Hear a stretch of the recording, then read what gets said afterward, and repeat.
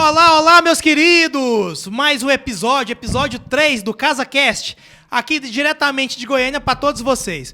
Hoje nós temos um convidado super especial, viu, Gabriel? Aqui comigo o meu sócio, Gabriel Valadão. Gabriel, por favor, nos faça as honras e apresente o nosso convidado de hoje.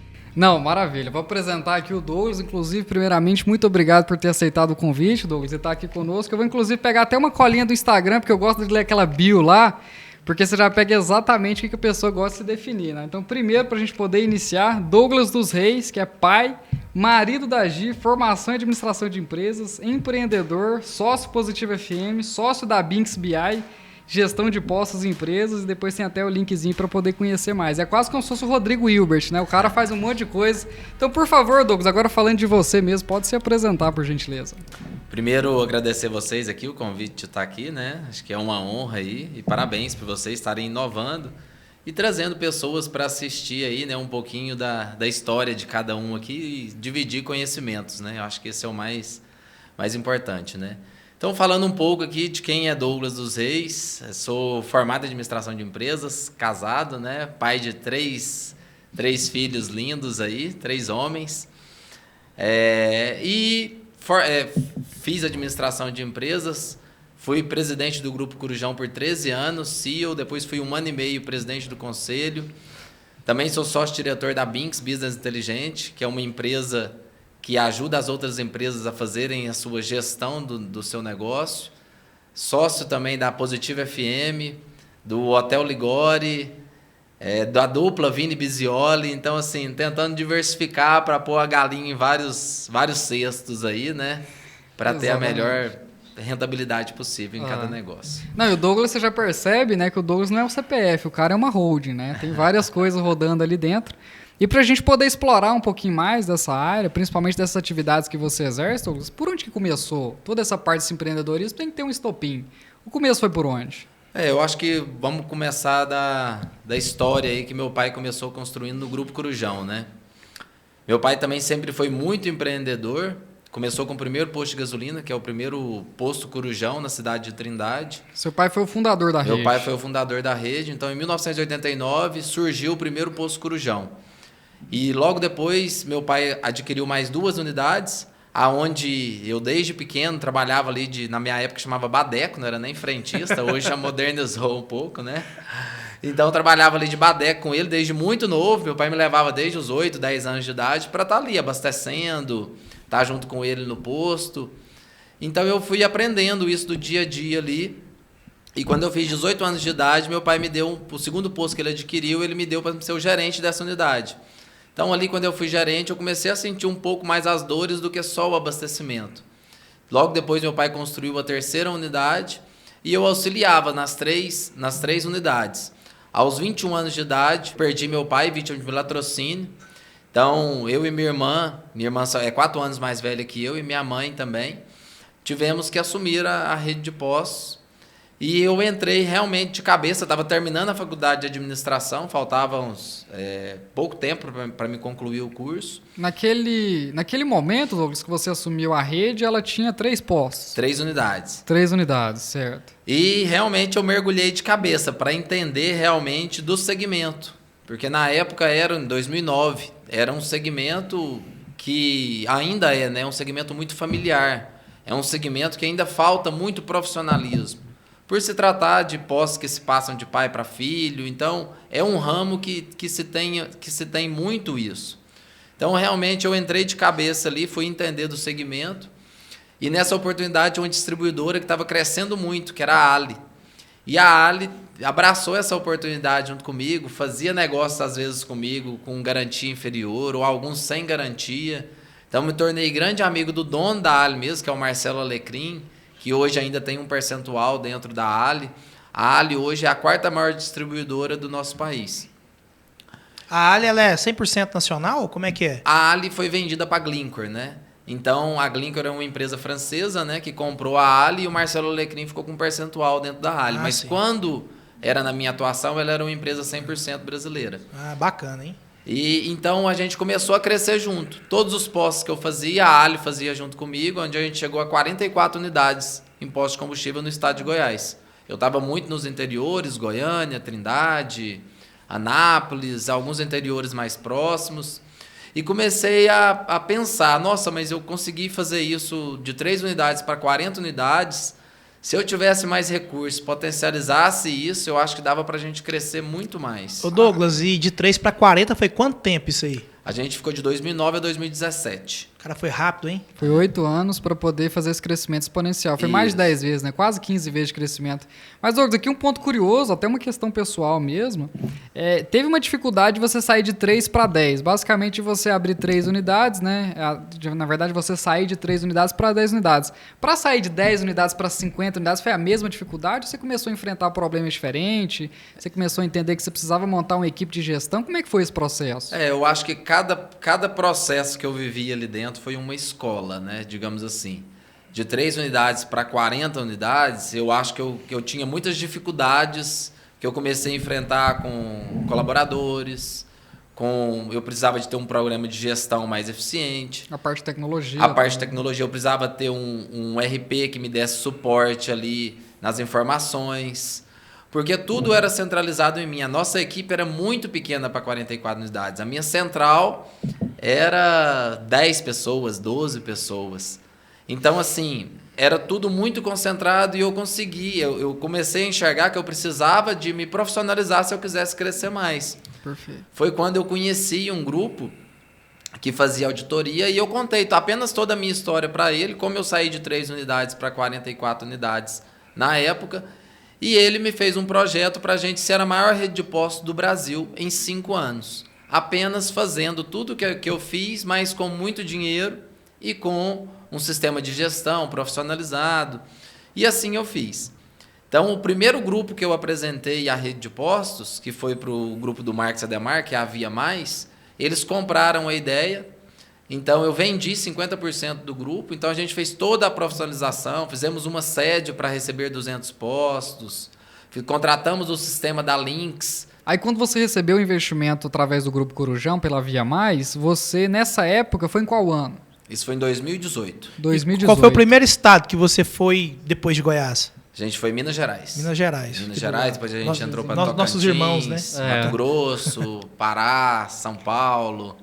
Então a gente foi expandindo. Hoje estão em quantos estados? Hoje a gente tem 6 estados. É interessante que a primeira vez que a gente expandiu também foi para Minas Gerais, né? A nossa primeira sede fora de Goiás foi para Uberlândia, né? Exatamente. Mas pode continuar. E assim a gente fez. Claro, a gente enfrentou 2 anos de pandemia aí, que nos atrapalharam em vários planos que a gente tinha. E a gente chegou em 140 unidades, mais 6 lojas de conveniências, 4 restaurantes, que a gente começou a operar restaurantes e lojas de conveniências próprios. Tem alguns postos em construção.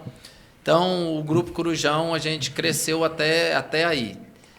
Isso aí foi de 44 para 140 unidades. 140, isso foi quanto tempo? Foi de 2018 a 2022. Em 4 anos. Parece que o mais difícil são as primeiras 10, depois as próximas 30, depois para 150 foi um pulo, né? Depois que a gestão já bem feita. Mesma coisa a gente trazendo um paralelo aqui para puxar sardinha para o nosso lado, né, Gabriel?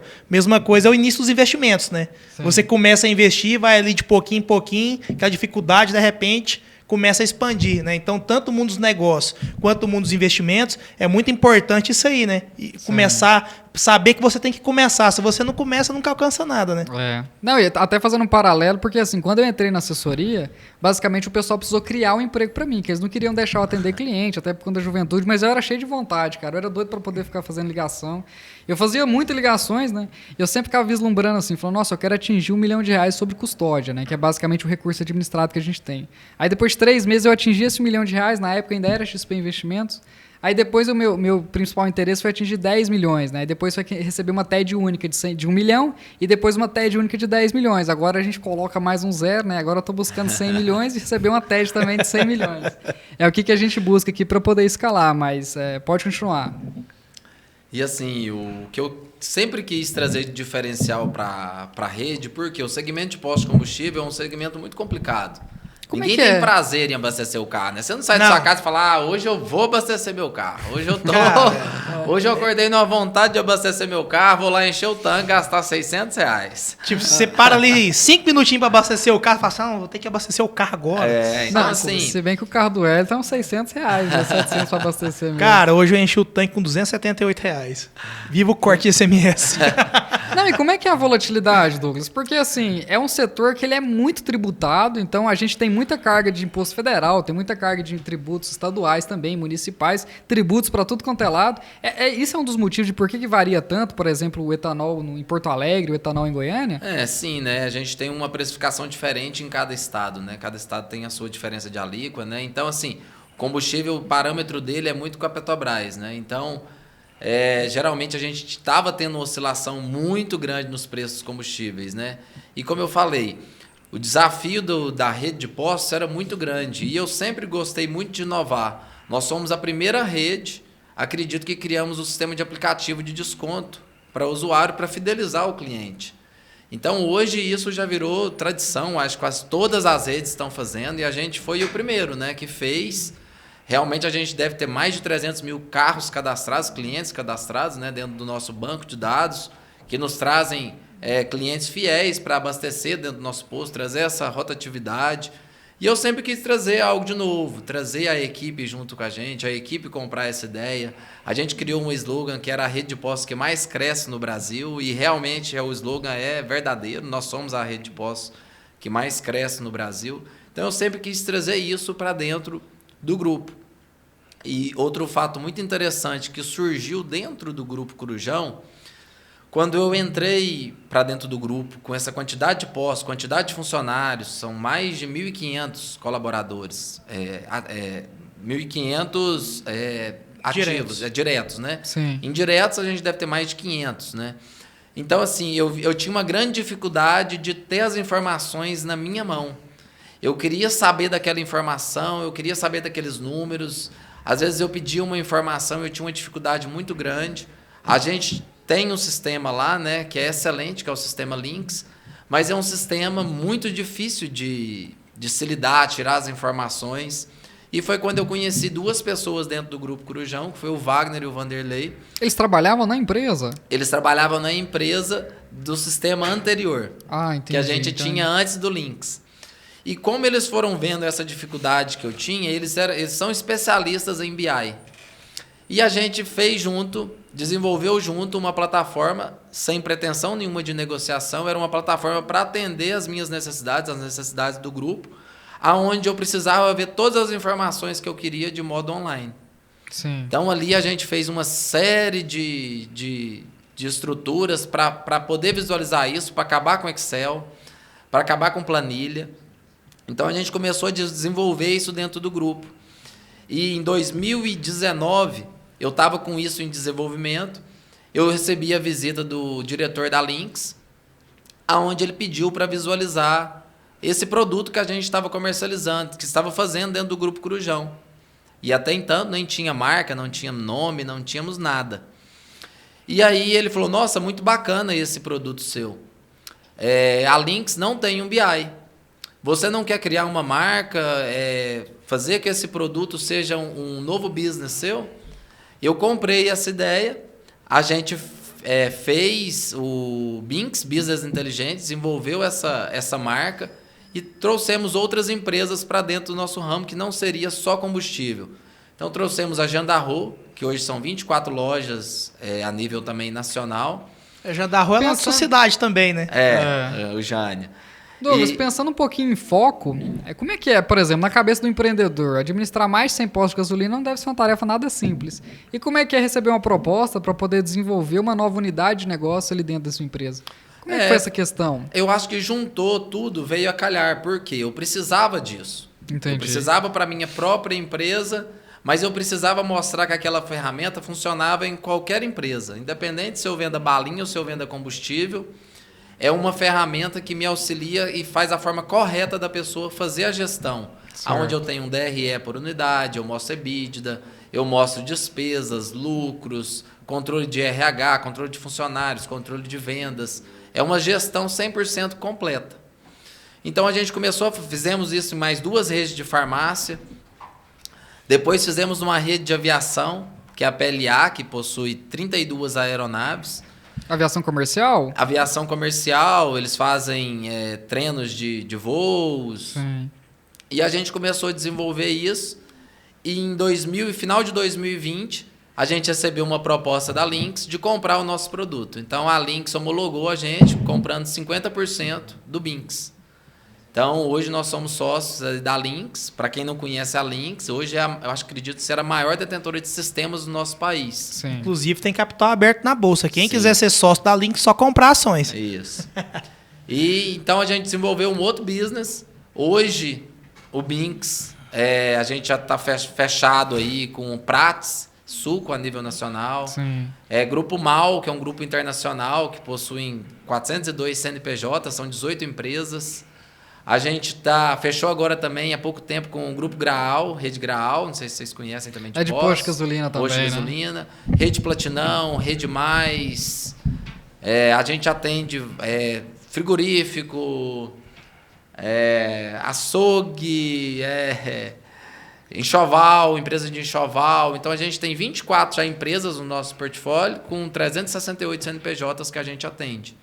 E é um produto que é comercializado, que a gente mostra como é feita a gestão de cada empresa. A gente não está lá para inventar a roda, fazer nada de novo.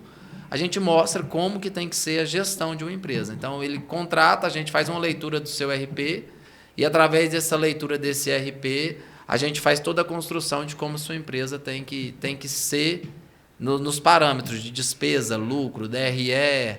E quanto maior a empresa, mais facilidade o Binks encontra. Douglas, eu acho isso muito importante, porque assim, muita gente quer empreender e às vezes ele sabe vender, né? É um cara comercial, é um cara que trabalhador, acorda cedo, dá um duro danado, faz a empresa andar. Só que é o seguinte, ele não tem acesso aos números básicos, né? Igual você falou aí que o sistema tem DRE, controle de caixa, controle de pessoal.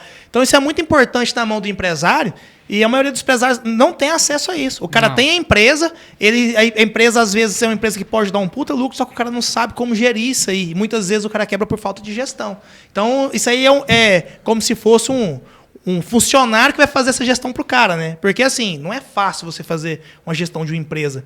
E poucas pessoas têm o devido conhecimento, o devido estudo para poder fazer isso aí. E a grande dificuldade que eu vejo é que hoje os sistemas de RP são sistemas muito complexos de se utilizar. Às vezes você vai fazer um treinamento com a sua equipe, o sistema de RP, muitas pessoas não sabem utilizar. Para vocês terem ideia, eu era presidente do Grupo Corujão, eu nunca entrei no RP da Lynx. Eu fazia tudo pelo Binks. Então, assim, a gente desenvolveu lá uma plataforma que é utilizada em todos hoje. A cada abastecimento que o meu bico saía, na época a gente possuía 1.700 bicos de combustível, todo bico que sai da minha bomba e eu abasteço o carro, de 3 em 3 segundos chega no meu celular a venda. Caramba. Então, de todos os bicos, de 3 em 3 segundos eu tenho atualização da venda. Então, da mesma forma que é combustível, é a mesma coisa de Jandarro. Toda calça, toda bermuda, todo material que ele vende ali dentro da loja ou farmácia, cada vez que ele vende esse produto, chega online no celular do dono da empresa ou de quem faz a gestão.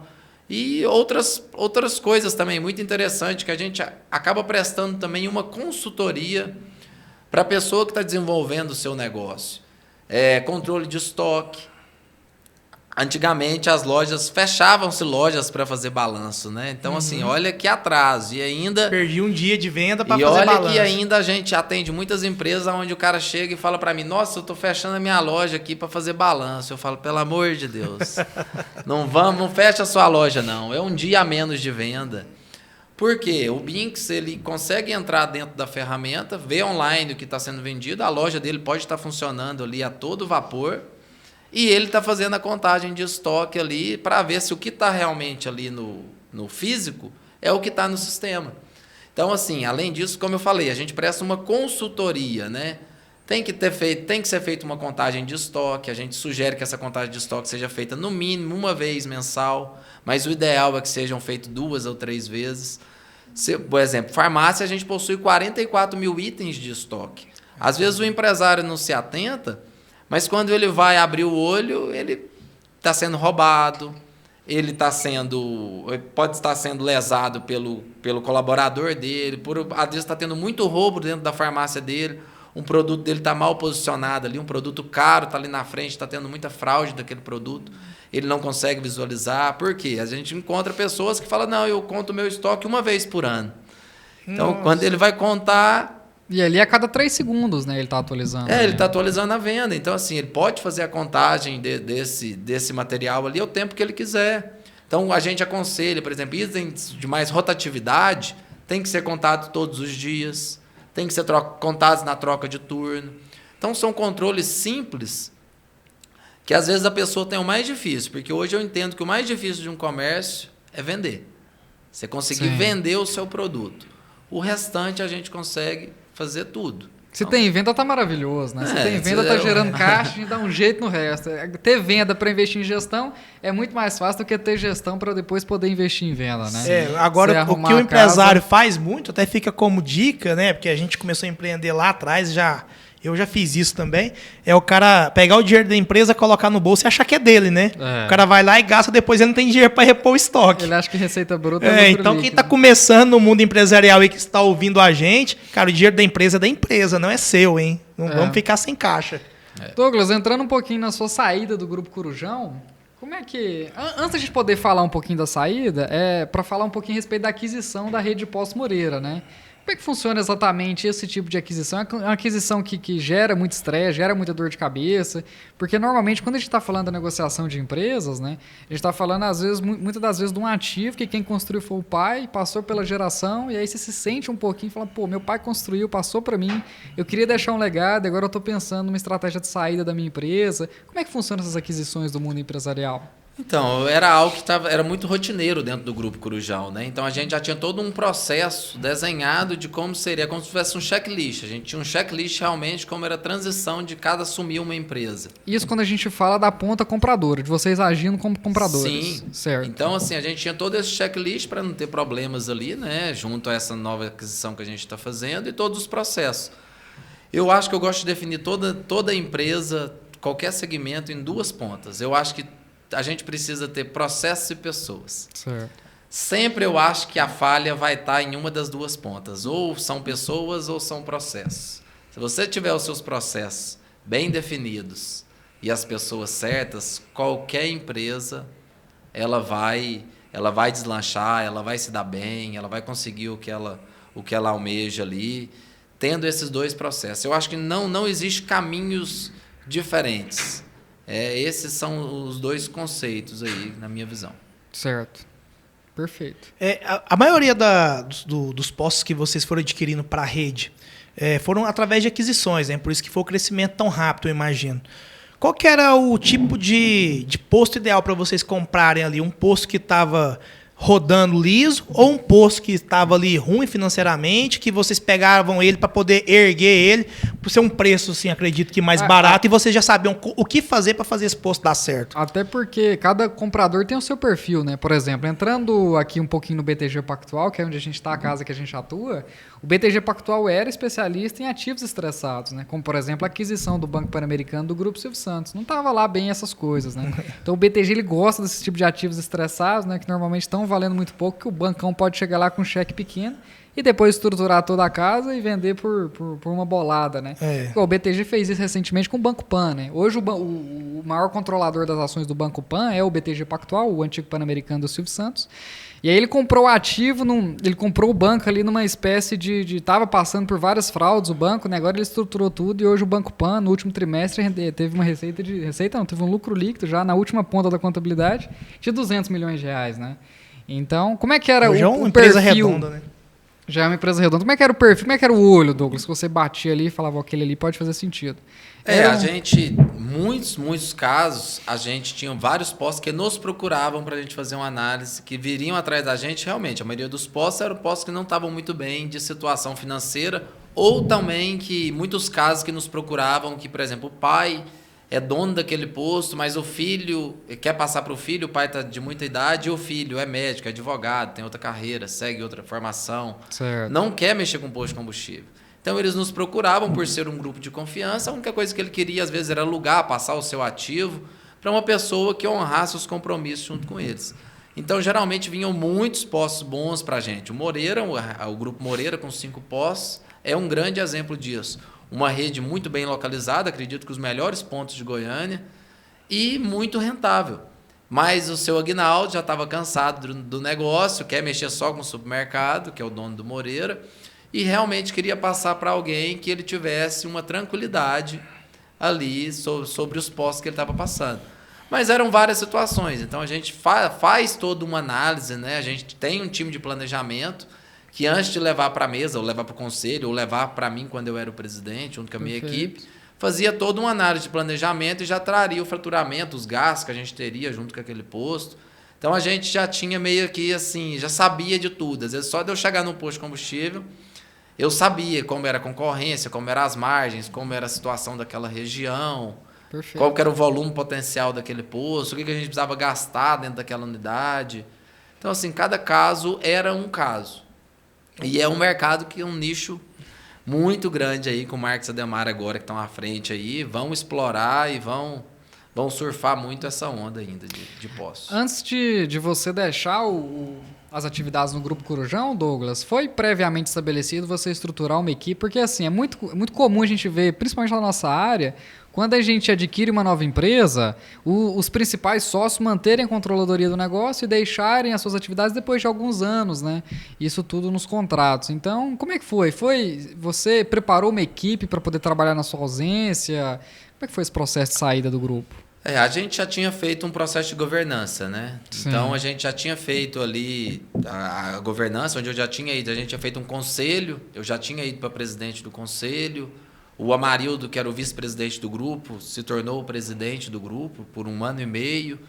E nas nossas cláusulas de contrato, os nossos sócios tinham preferência na compra do grupo, né? Sim. Então, a gente se alinhou aí tudo nesse processo e há praticamente aí 60 dias...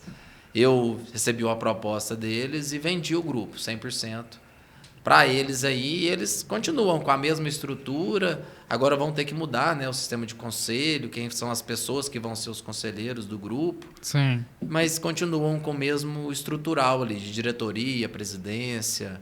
Perfeito. Douglas, falando um pouco de agora, fala pra gente aí, a gente começou a conversar um pouquinho aqui antes, eu achei interessante você falar da parte de um dia você tinha tantos e-mails para ler, no outro dia não tinha nada, então você resolveu empreender para outros lados, né? Então vamos falar sobre essas outras áreas agora também. Eu estou muito curioso para saber como é que você virou sócio da Positiva FM e também sobre a dupla sertaneja que você está empresariando aí agora, né? Que é a dupla de sucesso. Já cavei uma vaguinha aqui para a gente ter um podcast, o CasaCast com eles em agosto, né? Vai ter participação, vai ter cantoria. Porque nós aqui em Goiás, o negócio é do sertanejão, né, Gabriel? Gosta. Então fala pra gente aí, gosta, Douglas. acha bom também, Ah, será né? que gosta? Tem uma rádio sertaneja. Produtora aí de dupla sertaneja. Se brincar, ele deve cantar também. Vamos ver se a gente arranca uma cantoria dele aqui no final? Não, eu vou contar um segredo agora da galera de rádio, que meu pai tem emissora de rádio, tem mais ou menos 15 anos aí que ele empreende nesse segmento. Cara, e a gente ganhava tudo quanto é ingresso, de tudo quanto é show que tinha na cidade, a gente ganhava ingresso de cinema. Eu, naquela época, aproveitava que eu ia para as portas de boate, para as portas de cinema. Cara, vendia tudo depois, achava maravilhoso. Ganhava uma caixa de sapato, dava umas 10 mil horas de filme. Eu falava, não tem como ver esse filme aqui tantas vezes. Eu saía vendendo, mas, cara, pra mim era lindo isso aí. Ganhava tudo quanto era show. Pra quem gosta de fazer festa e tudo mais, bagunçaiada, a emissora de rádio é muito bom, que você ganha esse tipo de coisa, tudo com permuta com a agência de publicidade, né? Mas como é que foi, Doug, seguindo a pergunta do El aí? Então, vou dar um passo atrás para contar toda a história para chegar na dupla, né, e depois chegar na rádio, né. Tem um rapaz que trabalhava comigo, né, que ele era frentista comigo durante 5 anos, que é o Marcos Bizioli. Em Trindade? Em Trindade. Então ele trabalhava ali no posto da sede. Então todos os dias de manhã eu chegava, ia embora à tarde, ele trabalhava ali e sempre ele me falava: Douglas, ouve minhas músicas, eu sou compositor, sou cantor, e minha cabeça era só pegar posto de combustível. De sertanejo eu só gosto de ouvir, nada mais. Então, assim, não tinha muito entendimento do assunto, né? E sempre ele me falava, e a gente fazia todo ano, no aniversário do grupo, a gente fazia festas comemorativas com shows. E foi quando eu conheci o Wilton. O Wilton é empresário da dupla Diogo De Luca, PH e Michel, foi do Cristiano Araújo. E o Marcos, nesses eventos, ele ia vestido de corujinha. A gente tinha um mascote que era corujinha, para ele fazer um extra, ele ia vestido de corujinha. E aí, uma dessas oportunidades, eu junto com o Marcos, mostrei as músicas dele pro Wilton. A gente pegou uma das músicas dele, que ele deve ter mais de quase 300 músicas num caderninho que ele escreve, vai fazendo as composições dele. Ele compõe desde os 12 anos. Nossa. Tudo composição dele. E eu mostrei pro Wilton, eles pegaram uma música pro Diogo De Luca. Então, assim, e ele falou, o menino tem muito talento, mas tem que se fazer um trabalho em cima disso, um trabalho profissional. E como eu já tinha saído ali da presidência do Grupo Corujão, eu estava procurando algo novo, um desafio novo realmente para fazer. Só que... Mas a parte de assessoria de ser empresário dos cantores foi antes ou depois da emissora? Foi antes. Foi antes. Foi essa antes. emissora veio depois. E aí eu comecei a procurar os melhores para saber o que eu precisava fazer para tornar ele um grande artista. Então, fui atrás do Vander, da Workshow, que me deu vários conselhos, o que eu precisava fazer, quem que eu precisava procurar, quem que eu precisava fazer um DVD, fazer um material, procurar um escritório de marketing. E assim eu fui fazendo. Todos os processos, a gente foi pro Júnior Melo, que é o produtor que faz os DVDs aí de grandes artistas. Eu sou fã do Ícaro e Gilmar deles. Ícaro e Gilmar, Diego Vitor Hugo. Então, assim, me ajudou a fazer todo o repertório e nessa construção a gente resolveu colocar uma dupla. Tinha o Vini, que também tinha carreira solo há muito tempo, mais de 10 anos aí de carreira solo, e fez um complemento das vozes dos dois. A gente veio com uma dupla em formato diferente, onde os dois fazem primeira voz, os dois fazem segunda voz, com as letras, com as composições do Marcos, e a gente fez um DVD. Então a gente fez o DVD, fez até no Tatu Bola aqui, contou com participações, Jorge Henrique Rodrigo, Kleber e Cauã, PH e Michel, e a gente fez o primeiro trabalho deles. Então no meio desse processo todo aí, eu fiz a venda do Corujão, no meio desse processo, e a Rádio Positiva entrou como permuta nessa venda. O grupo da Positiva era dos meus sócios, no Grupo Corujão. Então foi uma permuta, que é onde eu assumi a Rádio Positiva, e, consequentemente, como eu estava com a dupla, foi algo assim que casou bem. Gerou sinergia, né? Gerou muita sinergia. Então, a gente fez o lançamento da primeira música. A música está com 40 dias. A música deu mais de 1.400.000 visualizações no YouTube. Que top, Nossa, hein? bacana. Eles fizeram 4 shows já. Fizeram 2 shows na Azure, aqui em Goiânia. Fizeram um fechamento da Festa de Trindade para mais de 40.000 pessoas. Foram convidados agora para fazer o Luan City. Então, vão fazer a abertura do Luan City. E vão lançar uma música agora, dia 15, com o Jorge Henrique Rodrigo. Então, assim, é uma dupla que já nasceu muito grande. E todo mundo que é do meio, hoje quem faz o marketing deles é o Wesley, mais o Vinícius aí, estão cuidando do marketing deles, que é o mesmo que faz o marketing do Jorge Mateus. Então, assim, eu busquei profissionais à altura para realmente nascer com eles grande. Então, quem olha, às vezes, até surpreende. Nossa, esses meninos só têm 40 dias de dupla. Então, assim, é realmente algo que impressiona. Então, a gente está buscando fazer esse trabalho e junto à rádio da mesma forma. Pouco tempo eu entrei na rádio, mas a rádio já tinha uma energia, uma vibe muito boa, um time muito bom, de altíssimos profissionais. Hoje a rádio é líder do público de 18 a 49 anos, é uma rádio 100% sertaneja. Então, é uma rádio que realmente é a rádio dos eventos. E eu estou tentando trazer muita novidade ali para a rádio. Eu acho que é um segmento que precisa de um gás, sabe? De um up. Eu estou tentando trazer isso, porque já tem um time muito bom lá dentro da rádio. Como que você pensa em inovar nesse setor, Douglas? Eu tenho algumas ideias já formadas aí, levar a rádio para um grande local de visibilidade. Hoje, vocês perguntam sobre as rádios, ninguém sabe onde fica. Não. Fica uma rádio. Então, eu estou com uma ideia diferente de fazer algo bem visível em cima da rádio. Acho que ela tem uma força muito grande nas mãos, às vezes que é mal explorada. E então é isso. Eu quero trazer essa novidade, quero trazer o digital para o rádio. A gente vai colocar o digital. Você está ouvindo a rádio ali, está ouvindo a música do Gustavo Lima e está passando o clipe do Gustavo Lima. Estou fazendo aqui, a gente tem um ensaio Brahma Isso é toda inovação, quarta-feira. Sim. Toda quarta-feira a gente tem um ensaio Brahma com alguns cantores que tem alguma música que já tocam na rádio. Então lá dá até briga para os cantores quererem ir nesse ensaio Brahma nas quartas-feiras das 19 às 20h30. Então a gente quer fazer isso visualmente Porque a pessoa gosta, a pessoa já está ouvindo a rádio, mas também tem a disponibilidade de estar vendo ali no Instagram, no YouTube, no Facebook. Então, está vendo isso visual. Então, a gente já quer implementar isso também para trazer esse diferencial para a rádio. Trazer mais esse valor, né, para o mundo da rádio, que eu acho que está precisando um pouco disso. Sim. A rádio, ela é um veículo, né, que foi muito explorado e ainda é. Só que hoje, por exemplo, você está dentro do carro, você coloca numa rádio, né? Mas tem muito que a gente ainda buscar em cima disso aí, essa parte aí que você falou aí, que você está lá vendo, assistindo ali pelo digital, né? Tá ali assistindo, ouvindo no celular ali a rádio. Sim. E vendo um clipe, cara, isso é sensacional, que ideia maravilhosa. E traz as pessoas de volta às origens aí, né? Porque assim, rádio, onde você tá, você escuta. E hoje com a internet, vamos supor que você tá num lugar que não pega o sinal de rádio, mas você tem um Wi-Fi ali, você tá lá no meio da Araguaia pescando. Peraí, deixa eu escutar um sertanejão aqui na Positiva. Então isso é bom demais, né, cara? É bacana. É muito top. O que eu acho mais legal da rádio é principalmente que a gente gosta de escutar principalmente no carro, né? Porque quando a gente tá passeando, saindo pela cidade, quando você escuta uma música, você está ouvindo uma música. A rádio parece que tem alguém, você tem uma companhia ali, né? A sensação que dá é que você não tá sozinho dirigindo ali, que você tem uma interação maior, né? Porque além da música. E interessante até falar que parece que quando você escuta uma música ali, que você põe lá, você digitou o nome da música e colocou lá no YouTube para tocar ou no Spotify. Quando você escuta na rádio, pela aleatoriedade, parece que a música é mais legal no rádio do que no Spotify quando você põe, né? Isso é verdade. Nossa, tocou rádio... minha música aqui agora. Essa música é bacana. Essa música que eu escuto com a minha esposa aqui, ó, na hora do namoro. Olha que coisa legal. Mas assim, a gente tem... A rádio ainda é um veículo muito forte. A gente não... Hoje, para vocês terem uma ideia, a Rádio Positiva tem 27 mil ouvintes por minuto. Nossa. 27 mil? 27 mil ouvintes por minuto. Então, assim, caramba, é algo muita gente ouve rádio, né? Então, eu acho que essa emoção do rádio, que a gente precisa transmitir isso no digital. Eu acho que essa emoção que o time Positiva tem ali, que a gente precisa transparecer para os ouvintes ali, para sentirem realmente, igual você falou, a emoção de uma música tocada no rádio é muito diferente de você estar ouvindo ali uma playlist ou alguma outra fonte plataforma, de, plataforma, né, de som. Não, isso é muito bacana. Douglas, puxando um pouquinho para o nosso assunto agora, falando um pouquinho da Casa Cash agora, e seus investimentos?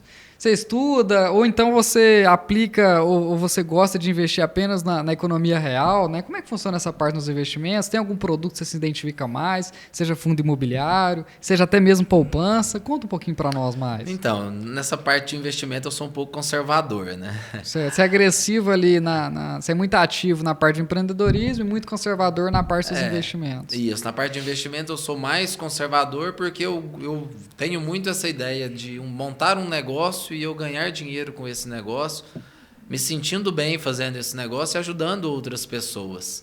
Certo. Essa parte do mercado financeiro, às vezes, é um pouco mais de insegurança, de realmente ter um tempo para estudar, se dedicar, ter uma agência como vocês, né, para dar uma assessoria, né?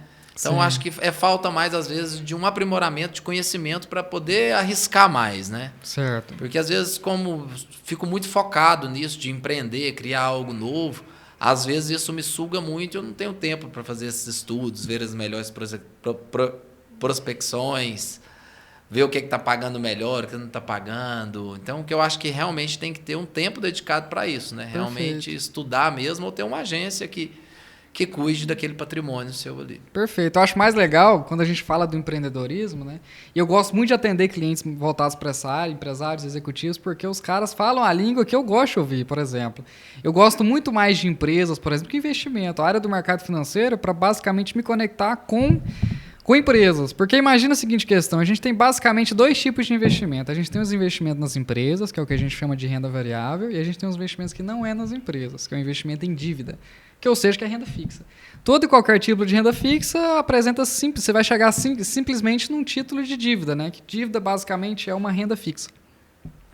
Que inclusive eu até fico mordendo a canela dos diretores aqui, porque o Hélio ele faz parte da primeira geração do sócio, né? Que são os fundadores.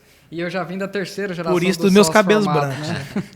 Eu já sou da terceira geração do sócio que a empresa formou, né? Já é a quarta. Eu sou da quarta. Quarta geração. Foi de janeiro desse ano.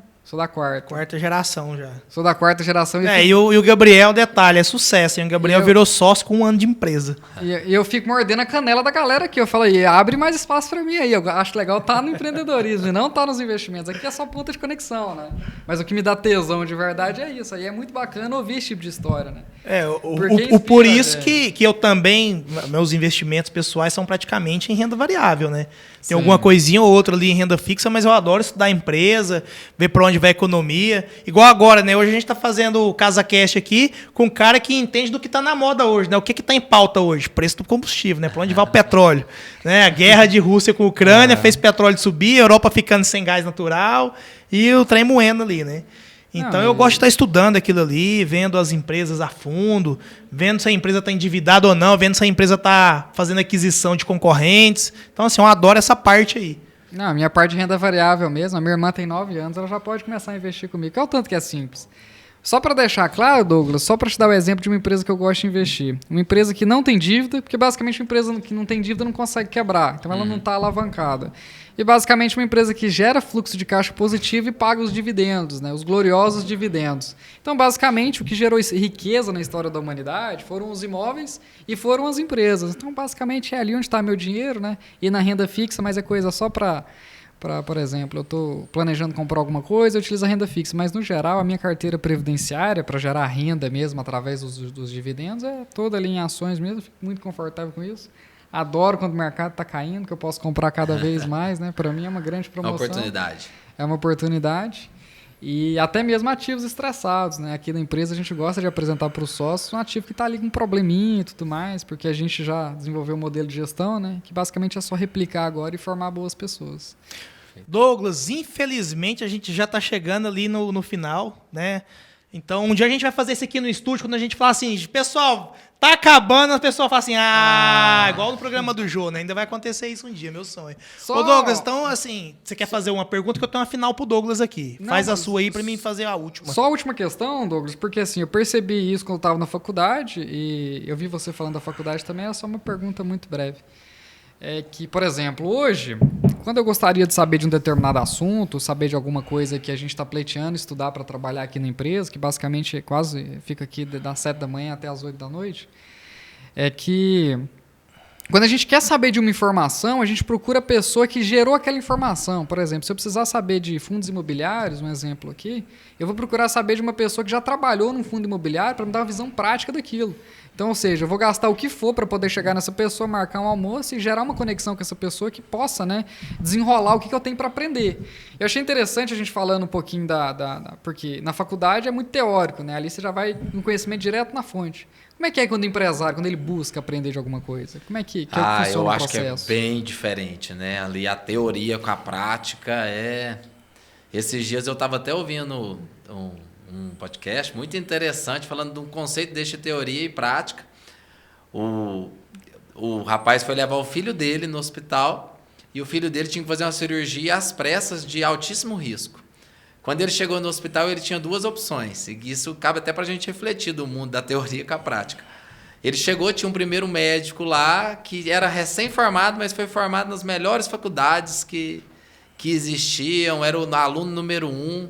Só que quando ele chegou para entregar para o filho dele, o médico falou, é minha primeira cirurgia que eu vou fazer aqui com o seu filho, mas eu estudei em todas as escolas, sou formado, sou em primeiro lugar, sei tudo. Chegou um segundo médico que tinha estudado o básico para se formar ali, mas já tinha 2.000 cirurgias de total sucesso. E aí, você entregaria seu filho para fazer a cirurgia? Com qual médico? O Pelé das cirurgias lá já fez 2.000, né, pai? Não tem nem conversa, né? Então, assim, eu acho que isso explica bem o que é a teoria com a prática, né? Nada melhor do que a prática, porque ali você vai errar de verdade. Você vai tentar, vai errar. Não existe nenhum negócio que a gente vai acertar tudo 100%. É só tentando realmente a gente vai ver o que deu certo, o que deu errado. Porque eu acho que se a gente acertar tudo, tem até alguma coisa que está errada, né? Então a gente pegou aí um exemplo no nosso ramo, 140 postos. Erramos em vários postos, mas não erramos com a intenção de errar, né? Erramos com a intenção de acertar para que depois dos próximos postos a gente não errasse naquilo que a gente errou ali, né? Então, eu acho que tudo é um aprendizado. A gente precisa realmente ter a vivência do negócio para falar realmente, ó, isso aqui dá certo, não, isso aqui não dá certo. E às vezes não tem fórmula mágica também, né? Às vezes o deu certo na sua empresa, pode dar certo na outra. Sim. Eu acho que é bem ali a vivência do dia a dia mesmo, você saber o que é o melhor ou não para a sua empresa se realizar. Sim. E a gente aqui gosta nas reuniões de equipe, né? Nas reuniões de equipes que a gente tem com os meninos aqui das unidades, a gente criar um ambiente criativo para as pessoas poderem errar, né? Um erro que não gera sequela, um erro que a gente aprende rápido. Então é um erro que nos faz produzir, né? Exatamente. Para sermos melhores. Quando a gente está crescendo ali rápido, a gente tem que ficar com a retaguarda redobrada, né? Realmente, porque é muito fácil ser positivo quando a coisa toda vai bem, né? A gente tem que trabalhar para poder montar o teto enquanto ainda é sol, né? Porque depois que vem a chuva, aí não adianta. Mas pode seguir, Well. Qual que é a sua pergunta? Não é nem uma pergunta. Pra gente deixar aqui uma palavra, uma dica aqui para os nossos queridos, né? Que estão nos assistindo, nos ouvindo. Douglas, a pessoa que tem um grande sonho de empreender, deixa uma dica, um recado para essa pessoa que quer ser um empreendedor, né, que tem aquela vontade, mas às vezes ele acha que falta de dinheiro, falta de conhecimento ou alguma coisa assim pode impedir ele de realizar grandes sonhos. Porque aqui você está aqui com a gente, você é um empresário de sucesso, né, haja vista que você fez uma empresa aí de 3 postos virar 140 e agora já está com outras áreas aí no empreendedorismo. Deixa um recado aí para os nossos queridos, por favor. Eu acho que um recado que eu gosto de falar muito, até para os meus amigos, quando eu tenho essa oportunidade de dividir esse conhecimento, na minha visão, nenhuma empresa ela é positiva todo o tempo. Toda empresa possui altos e baixos, toda empresa.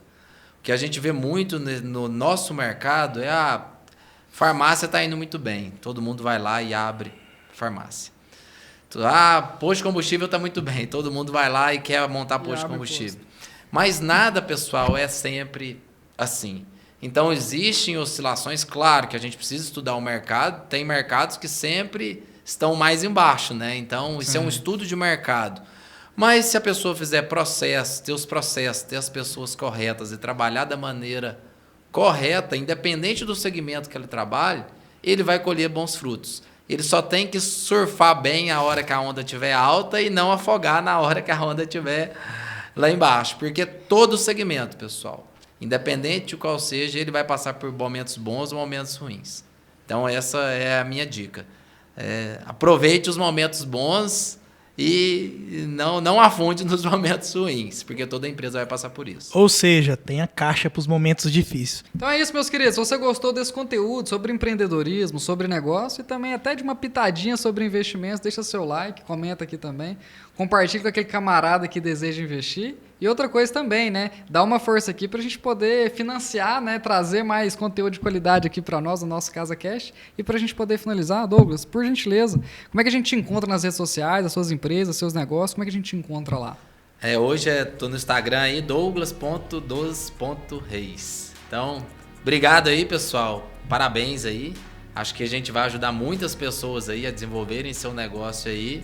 E que vocês também tenham sucesso aqui na área de vocês. Muito obrigado aí. Meus queridos, queria muito agradecer ao nosso convidado especial, Douglas, e também ao meu sócio, Gabriel Valadão. Esse foi o CasaCast, episódio 3. Um grande abraço a todos, até o próximo. Até mais, tchau, tchau.